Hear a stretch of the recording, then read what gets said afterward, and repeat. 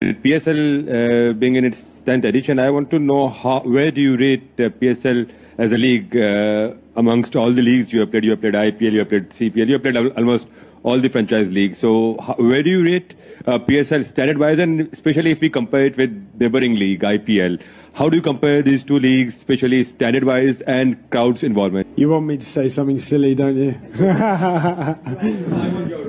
I think it's hard to rank all the competitions around the world, and look, I think it's hard to look past the IPL as the premier competition. I think that's probably pretty obvious, but every other competition is probably just behind. You know, in England we're trying to do the same, like the PSL, to be the second best competition in the world.